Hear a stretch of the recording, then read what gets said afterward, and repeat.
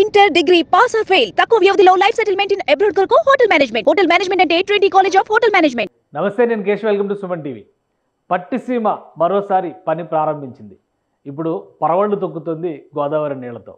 ఇప్పటివరకు వట్టిపెట్టినటువంటి పట్టిసీమకు సంబంధించి గోదావరి నదిలో వచ్చిన వరదని దృష్టిలో పెట్టుకొని రాష్ట్ర ప్రభుత్వం నీటిని విడుదల చేయడం ప్రారంభించింది. రోజుకి కనీసం 7,000 క్యూసిక్ల నీరు విడుదల చేయడం ద్వారా కృష్ణా డెల్టాలో వ్యవసాయానికి సంబంధించి తాగునీటికి సంబంధించి కొరత లేకుండా చూడాలని ఏపీ సర్కార్ ఆలోచిస్తుంది. ఈ క్రమంలోనే రాష్ట్ర వ్యవసాయ శాఖకి సంబంధించి ఇప్పటికే ఒక అలర్ట్ వచ్చినటువంటి పరిస్థితి ఉంది. అలానే జలవనరుల శాఖ మంత్రిగా ఉన్న నిమ్మల రామానాయుడు పట్టిసీమ స్విచ్లు ఆన్ చేయడం ద్వారా అక్కడ లిఫ్ట్ని ఆన్ చేశారు.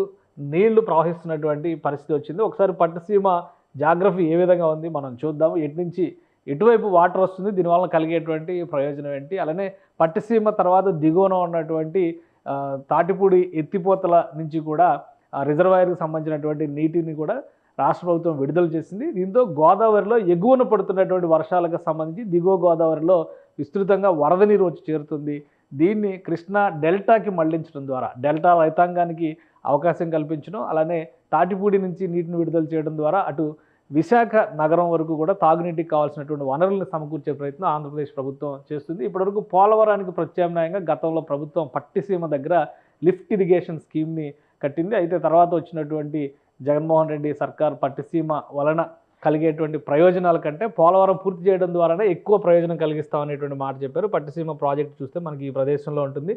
కృష్ణా నదికి సంబంధించి విజయవాడ ప్రాంతంలో ప్రకాశం బ్యారేజ్ ఉంటుంది. ఈ పట్టిసీమకు సంబంధించినటువంటి కాలువల నీటిని ఇలా తీసుకొచ్చి కృష్ణానదిలో విజయవాడ ఎగువన కలిపేటువంటి ఏర్పాటు చేశారు. సో అక్కడ గోదావరి సంగమం, కృష్ణా గోదావరి సంగమం జరుగుతుందనేటువంటి చర్చ గతంలో జరిగింది. అయితే జగన్మోహన్ రెడ్డి ప్రభుత్వం పట్టిసీమ లిఫ్టుల్ని పెద్దగా ఉపయోగించినటువంటి పరిస్థితి లేదు. ఈసారి వస్తున్నటువంటి వరదను దృష్టిలో ఉంచుకొని కృష్ణా డెల్టాలో నీటి కొరత కొంత ఉంది. పైగా ఎగువ కృష్ణాలో పెద్దగా వర్షాలు పడుతున్నటువంటి సంకేతాలు లేనటువంటి నేపథ్యంలో రాష్ట్ర ప్రభుత్వం నీటిపారుదల శాఖ మంత్రి నిమ్మల రామానాయుడు పట్టిసీమకు సంబంధించినటువంటి లిఫ్టులను ఆన్ చేశారు. తొలి రోజు 1050 క్యూసిక్ల నీటిని దిగువకు విడుదల చేసేటువంటి ప్రయత్నానికి నీటిపారుదల శాఖ ఏర్పాట్లు చేసింది. అంటే ఇప్పుడు రావాల్సినటువంటి ఈ సమయంలో తొలకరి వర్షాల కొరత ఉన్నప్పటికీ కూడా కొన్ని చోట్ల సాగు చేయడానికి, ముఖ్యంగా కృష్ణా డెల్టాకి సంబంధించినటువంటి సాగు పరిస్థితులకి ఈ పనులన్నీ కూడా అవకాశం కల్పిస్తాయనేటువంటి ఆలోచనతో రాష్ట్ర ప్రభుత్వం ఉంది. అలానే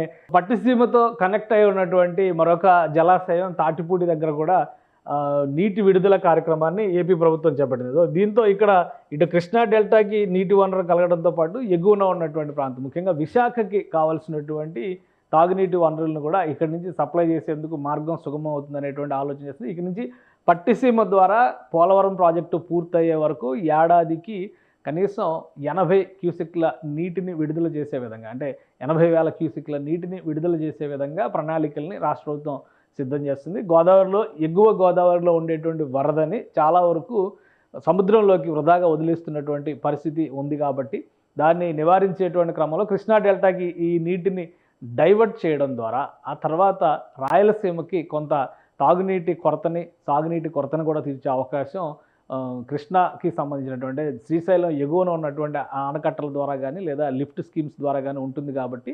ఇక్కడ రిలీజ్ చేసినటువంటి కృష్ణా డెల్టాకి రిలీజ్ చేసినటువంటి వాటర్ని రాయలసీమకు అందించే విధంగా ఒక బ్యాలెన్సింగ్ యాక్ట్ చేయాలనేటువంటి ఆలోచనతో ఏపీ సర్కార్ ముందడుగు వేస్తుంది. సో చాలా రోజుల తర్వాత పట్టిసీమకు సంబంధించినటువంటి ఈ లిఫ్ట్ స్కీమ్ పనిచేయడం ప్రారంభించడం, అంటే ఇప్పటికీ 3 ఎత్తిపోతల పథకాలకు సంబంధించి 3 మోటార్లను ఆన్ చేశారు. ఈ 3 మోటార్ల నుంచి కూడా వాటర్ కిందికి రిలీజ్ అవుతుంది. కనీసం 3 రోజుల పాటు దీనికి సంబంధించినటువంటి నీటి విడుదల కార్యక్రమాన్ని కొనసాగించాలని చెప్పి నీటిపారుదల శాఖ ఎగువ గోదావరి నుంచి వచ్చేటువంటి వరదల తీవ్రతను బట్టి నీటి ఎగువకి, అంటే లిఫ్ట్ స్కీమ్ ద్వారా నీటిని తీసుకునేటువంటి కార్యక్రమం ముందుకు కొనసాగుతుందని ఏపీ నీటిపారుదల శాఖ అధికారులు చెప్తున్నారు. సో ఇది ఈ డెల్టాకి సంబంధించే కాకుండా ఈ సీజన్లో రైతాంగానికి, ముఖ్యంగా గోదావరి కృష్ణా డెల్టా పరిధిలో ఉన్నటువంటి రైతాంగానికి ఎక్కువ మేలు చేకూరుతుందని రైతులు చెప్తున్నారు.